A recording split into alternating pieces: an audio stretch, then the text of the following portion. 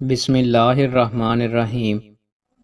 رسول اللہ صلی اللہ علیہ وآلہ وسلم نے ارشاد فرمایا، جو شخص امام سے پہلے اپنا سر اٹھا لیتا ہے وہ اس بات سے نہیں ڈرتا کہ اللہ کہیں اس کے سر کو گدھے کا سر نہ بنا دے۔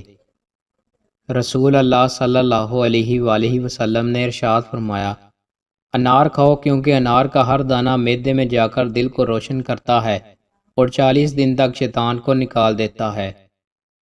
رسول اللہ صلی اللہ علیہ وآلہ وسلم نے ارشاد فرمایا، بے شک مومن اپنے حسن حلق کی وجہ سے روزے دار اور تہجد گزار شخص کا درجہ پا لیتا ہے۔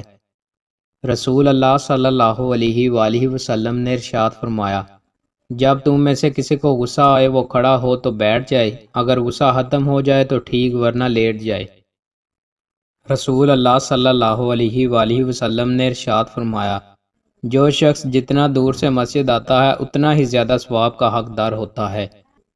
رسول اللہ صلی اللہ علیہ وآلہ وسلم نے ارشاد فرمایا، اللہ کے راستے میں گزرنے والی ایک صبح یا ایک شام دنیا سے اور جو کچھ دنیا میں ہے سب سے بہتر ہے۔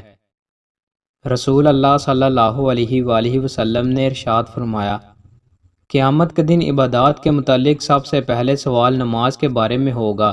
جس کی نماز ٹھیک نکلی وہ کامیاب ہو گیا اور نجات پا گیا، اور جو نماز میں خراب نکلا یقیناً وہ ناکام و نامراد ہو گیا۔ رسول اللہ صلی اللہ علیہ وآلہ وسلم نے ارشاد فرمایا، انجیر کھاؤ، اگر میں کہوں کہ یہ وہ پھل ہے جو کہ جنت سے نازل ہوا ہے تو کہہ سکتا ہوں کیونکہ جنت کے پھل میں گٹلی نہیں ہوتی، تو اسے کھاؤ کیونکہ یہ بواسیر کو ختم کرتا اور گنٹیا کے درد میں فائدہ پہنچاتا ہے۔ دوستوں، مزید اچھی ویڈیوز کے لیے ہمارے چینل کو سبسکرائب لازمی کریں۔ بہت شکریہ۔